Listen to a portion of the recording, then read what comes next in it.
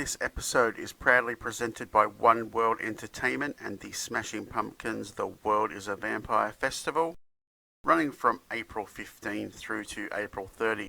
Go to oneworldentertainment.com.au for more information. And now on with the show.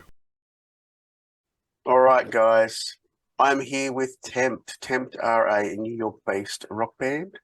They're making a bit of noise. They've been on the Retaliator soundtrack, done some great stuff around their local area as well as throughout the state. So I've got Harrison, the guitar player, and Zach, the vocalist. Welcome to Australia, boys, albeit via Zoom.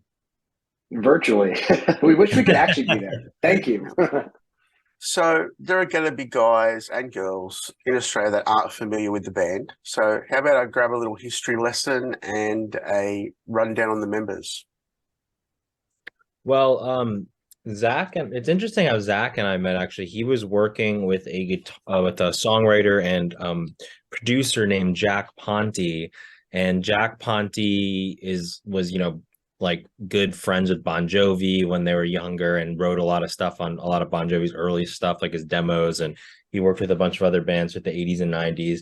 And basically, Jack told him that he needed to find his kind of like guitarist partner in crime, songwriting partner.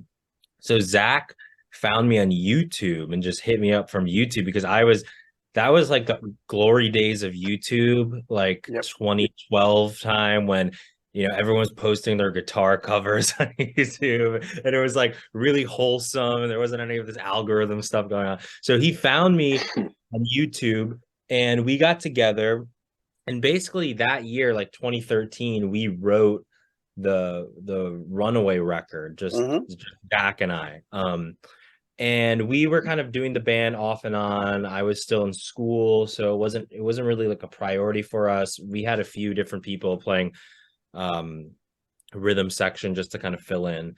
When I graduated, though, we really decided, okay, we have a vision for what we want this band to be and how we want to proceed with it, and we want to take this seriously and make this happen.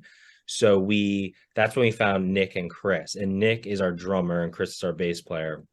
And funnily enough, Zach and I actually knew Nick both independently before we knew each other.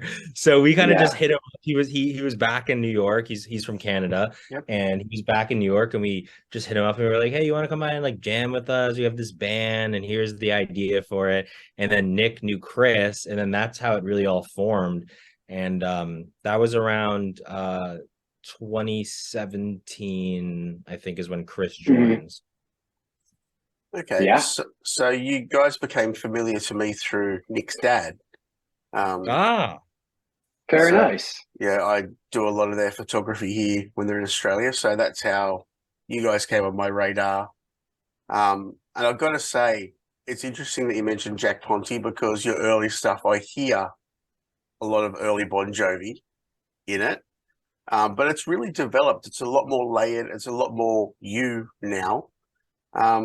Yes. Was that a deliberate change into the newer sounds? Well, I want Zach to expound on this and get his thoughts, but I think just quickly, I think that's just a product of our development as songwriters and as a band. Zach and I, like I said, it was 2013. We were just finishing high school basically when we wrote that first album. And I think for any artist, like the first work you do is going to be a bit more derivative than when you go on. So I think even though that album, I still listen to it, it sounds great and the songs are amazing. Obviously, it's much more kind of into that, classic rock sound.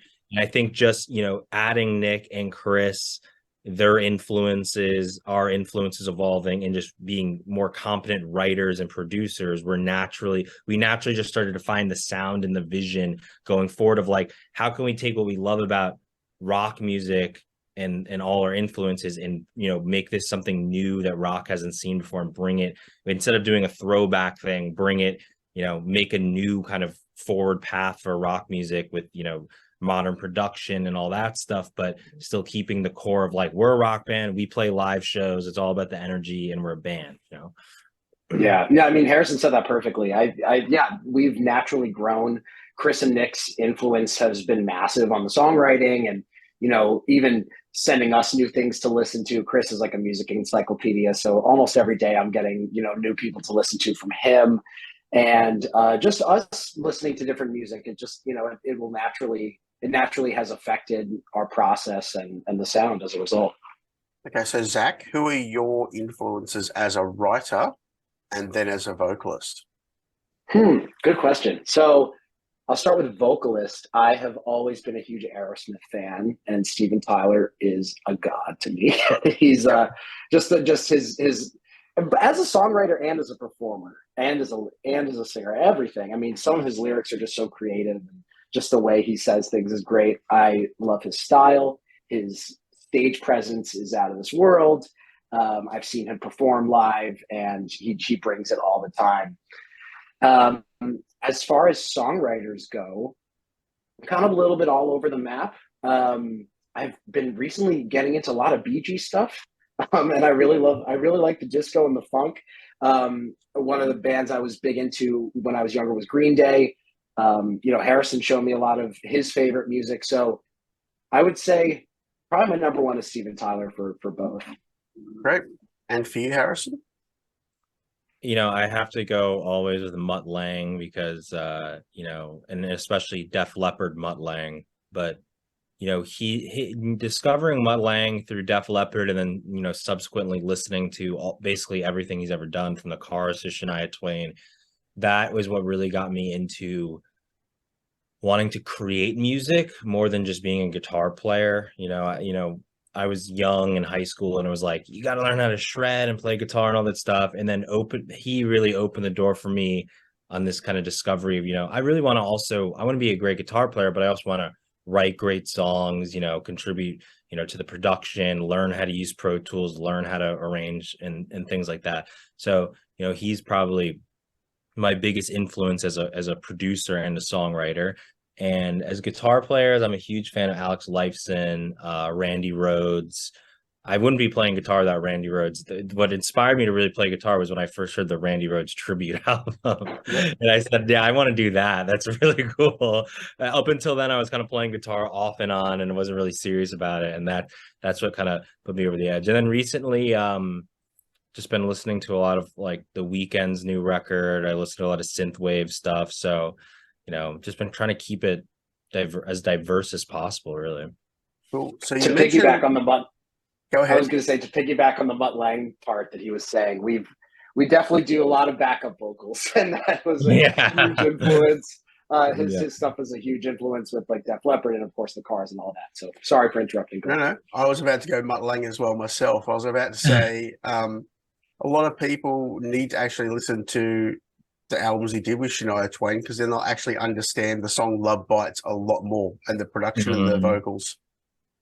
Well, that's the great thing about like, you know, when a band is working with Mutt Lange, it's like they're making a Mutt Lange record, you know. Yep. And so you can, when you listen to his discography from, you know, the early stuff he did with like City Boy to AC/DC to Foreigner, you know, all the way up to like Nickelback and Muse, you're just listening to like the progression of like, what is he into at this time? And you'll hear him mess around with this stuff. And then it's like the next record, he'll explore that more and then do something else. And the next record. So it's like this one long like stream of consciousness of him as a producer and engineer and mixer of like, what do I want to play with on this record that I did in the last record that I didn't fully get to explore? So you kind of just can hear this, you know, it's like listening to all the artists that were produced by him is like listening to one band of all things, basically. Yeah.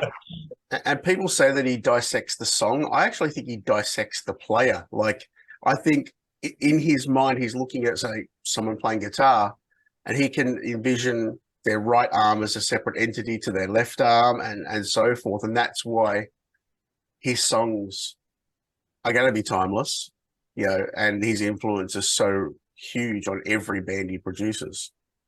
But more about you. Tell me about the new song. So yeah, it's our new single. It's our cover of We Will Rock You. And it's the song that we ended every show with on our European tour. And a song that we'll probably end the rest of our sets with because it went over great.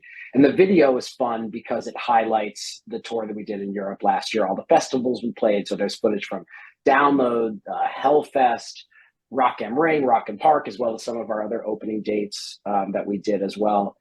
So it's a real love letter to the tour, and the song is a lot of fun.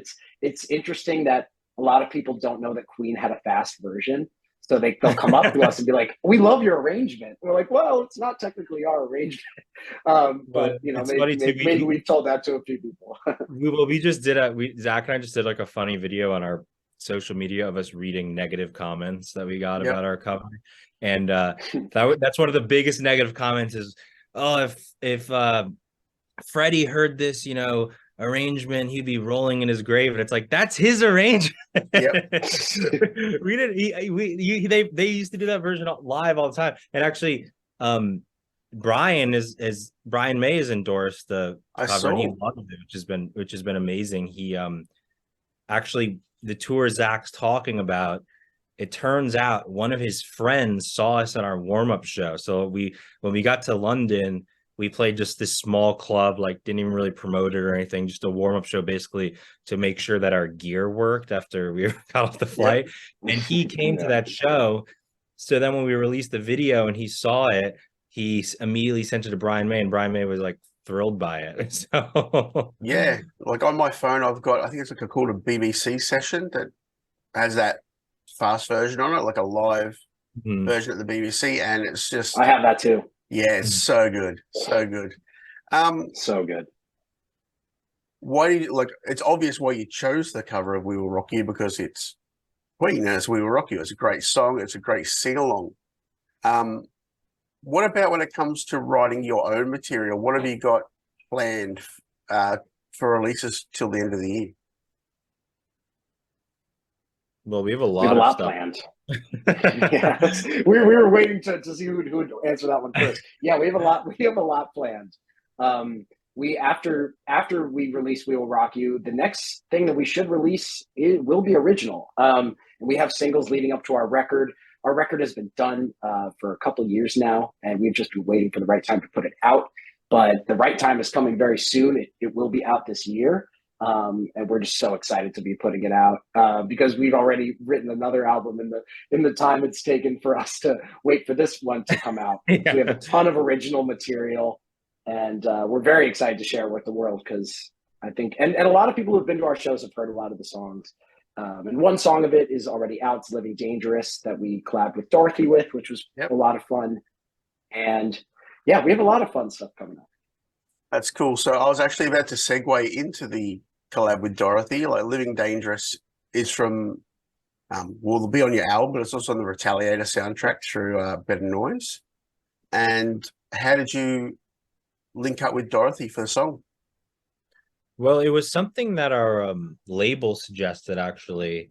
You know, Zach and I, like I mentioned, we have the Runaway record, which we did, but for, all intents and purposes, this record that will be released this summer is really our first record, as the full-fledged Tempt with Nick and Chris. So, we obviously never had a feature on a song before.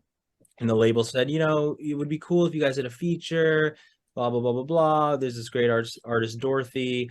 And at first we're all kind of like, feature, like that's our baby, that song. We don't want someone to come on our song and ruin it and blah, blah, blah, blah, blah. But, we gave it some thought, and of course we knew who Dorothy was and got caught up in what she was doing, and she's obviously an amazing, talented singer, and her album she just released recently is doing really well right now. It's great. And so we said, okay, let's give it a shot. What's the worst that could happen, And of course she came on and just killed it, and we did a video with her, and it was really fun, and it was a great experience for us. And the best thing that came about that, at least for me, is that, it made us totally open to having features like that in the future, where, it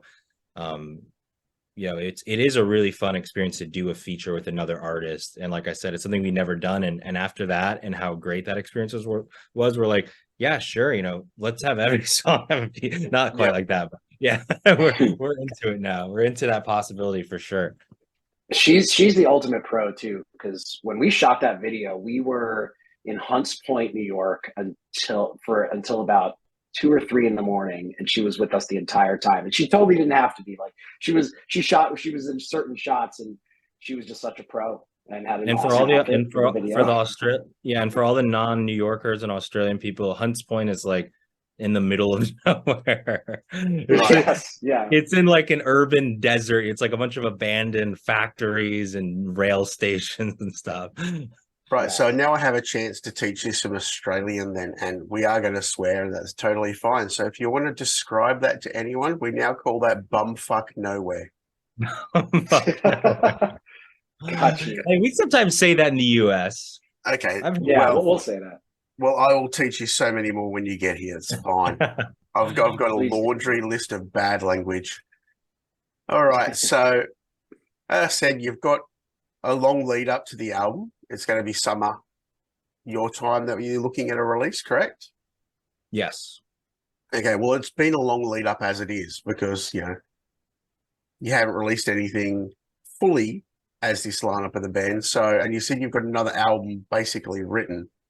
How hard is it for you to not have those newer songs out in the world already? It's hard, but we've been so patient already as a band, and the process with this record that's about to come out, it was a pretty long process, and obviously we're super proud of it. We worked with Chris Algi, who's one of our managers, who mixed the record and was with us producing it. And so this record that's about to come out is amazing. And because of COVID, we've had to deal with some of that frustration. But at the same time, we know that when we release a song that we've been slaving over and that we're passionate about, in a record, we want that, process to be as maximized as it can be, because, we want people to hear it. So as much as you can kind of get down or frustrated about, oh, we got to wait because of COVID and we can't tour, in the back of our mind, we always have this thought of, but that's for the better. And, when you keep that of like, let's just keep going at what we're doing. And that's why we wrote this whole other record now that we have that's going to come out, probably in a year from now, because we're just like, let's just keep writing. Let's just keep doing our thing while we're waiting for this. And, now we're at the point where we've released a couple of these covers to build up a little bit. We're going to start releasing singles, and we're here. So, you just learn to be patient and persevere and have fun with it while you can, because you want to have all your ducks in a row before you put your baby out into the world. Sure. I will say one advantage we've had is that we've been able to play a lot of the songs on the record live and kind of road test them. And that's the best way to get an honest reaction from people, is to see the look on people's faces when you go into a certain part or whatever. So that has been a big advantage, I think, and has given us time to maybe make some tweaks here and there. But I think the time road testing it and, waiting, I think it'll pay off. It has been frustrating, but we've been patient and we're ready to get it going. Does the album have a title and a release date yet? No, it does. It's not. Well, it may or may not, but we can't release that information. Sure. Yeah. What are the touring plans? Have you got any support slots, or are you going to go out in a headline run coming up to the end of the year? So right now we're kind of in the stages of, still sorting out the tour information. So we can't really say anything definitively, but rest assured we are going to be touring like crazy starting in the summer and through the year. So most likely support stuff and festival stuff to start out, and then we'll see what happens.